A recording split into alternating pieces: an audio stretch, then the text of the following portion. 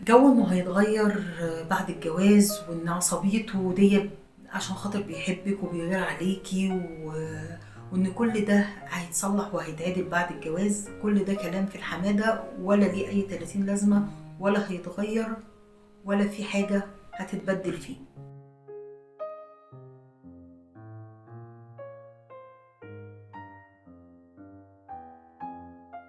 السلام عليكم ورحمة الله وبركاته. معكم سماح الطيب، برنامج على المصطبة.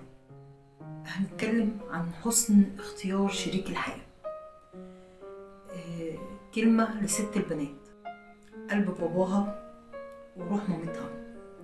طبعا ما بتكلمش عن روح مامتها ليه روح مامتها يعني، لا، روح مامتها يعني حتة من وجدانها، من كيانها.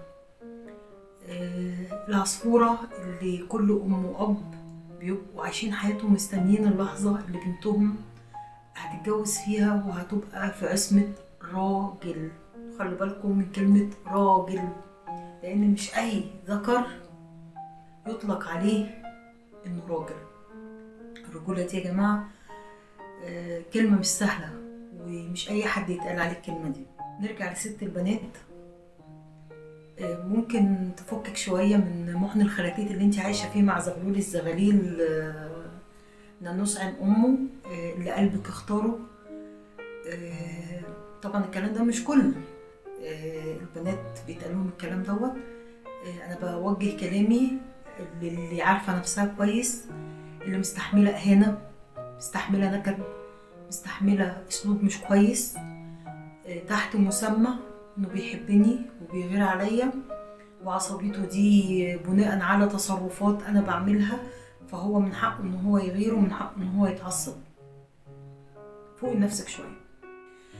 جو إنه هيتغير بعد الجواز، وإن عصبيته دي عشان خاطر بيحبك وبيغير عليكي وإن كل ده هيتصلح وهيتعدل بعد الجواز. كل ده كلام في الحمادة، ولا ليه أي 30 لازمة، ولا هيتغير، ولا في حاجة هتتبدل فيه. لازم تعرفي إن اللي بيحصل قبل الجواز بيتضاعف بعد الجواز. فإذا كان بيهينك وبيتخانق معاكي وبينكد عليكي تحت مسمى إنه بيغير أو بيخاف عليكي، فاعرفي إن هي دي طبعه وهو ده أسلوبه اللي هيفضل طول العمر معاكي.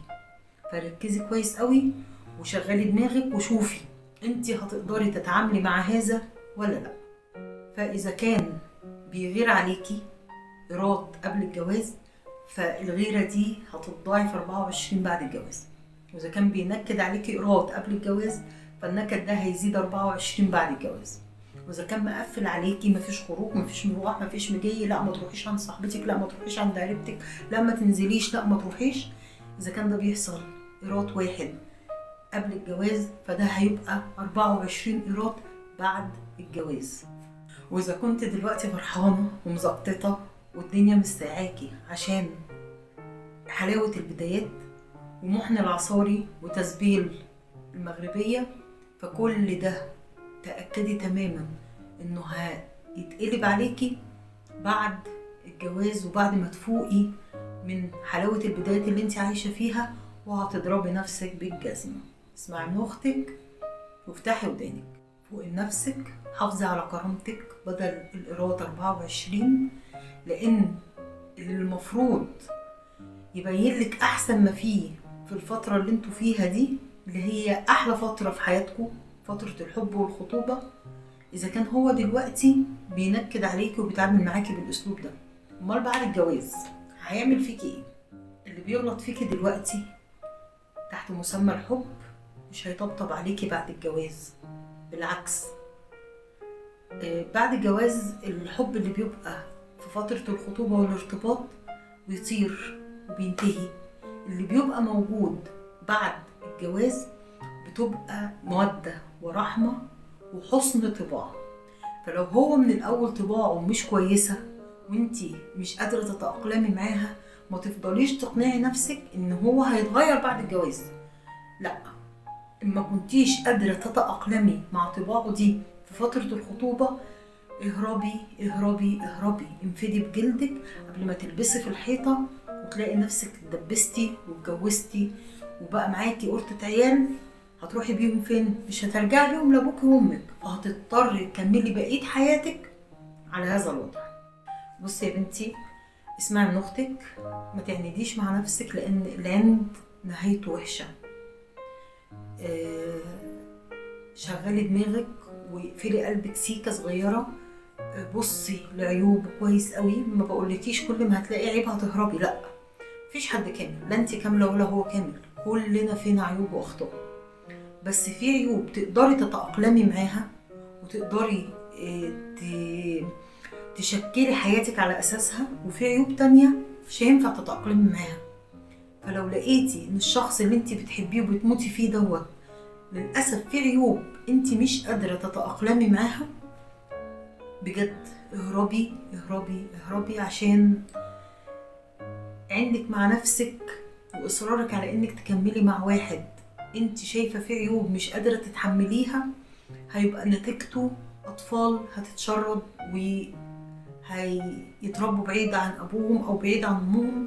فحرام، من الاول حطوا لنفسكوا حدود، من الاول حافظي على كرامتك، من الاول لو لقيتيه بيتخطى حدوده معاكي في اهانة للكرامة او زيادة في النكد او زيادة في التقفيل على تحركاتك، لا اما تواجهيه وتحاول ان انت تشوفي هيقدر يصلح من العيوب دي ولا لا، بس لو لقيتيه مش قادر ونفس العيوب ثابتة وانت مش قادرة تتأقلمي معاها، ابعدي.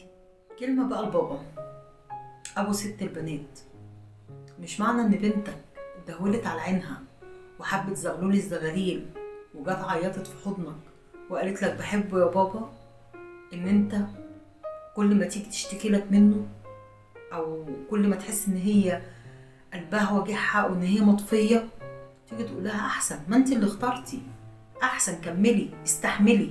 مفيش الكلام ده.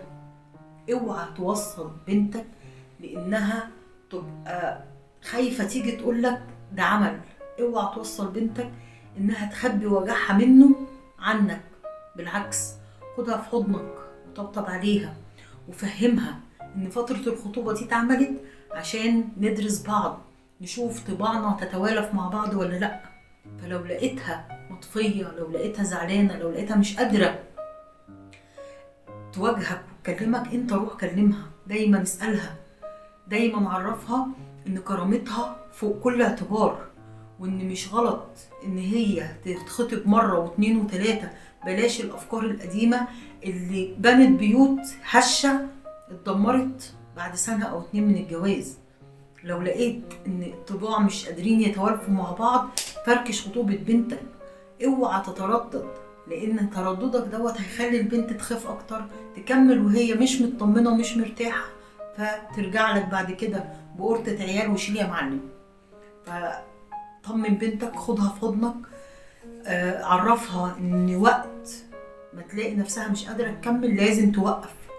فركشت مرة 2 3 10 مش مشكلة، انها تفسخ خطوبتها ارحم كتير من انها تتطلق ويبقى في رقبتها عيال تربيهم لوحدها، ونفسية الولاد هتبقى متدمرة مهما كان الاب من ناحية حنين والام من ناحية حنينة، بس الاطفال اللي بيبقوا في النص هم اللي بيتظلموا.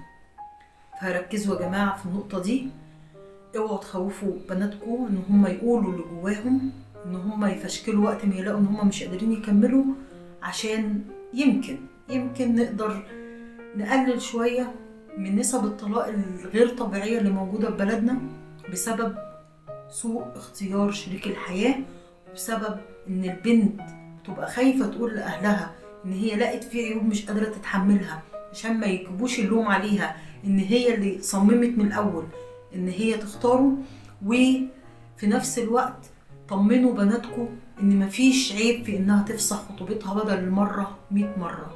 المهم في الاخر تبني حياتها صح مع انسان يبقى طباعهم متوالفة على بعض، حتى لو مفيش حب. الحب بعد الجواز بيبقى مودة ورحمة وحسن تعامل. حسن التعامل ده بيجي من توافق الطباع. استنوني في الحلقة الجاية من برنامج على المصطبة. معكم سماح الطيب. السلام عليكم.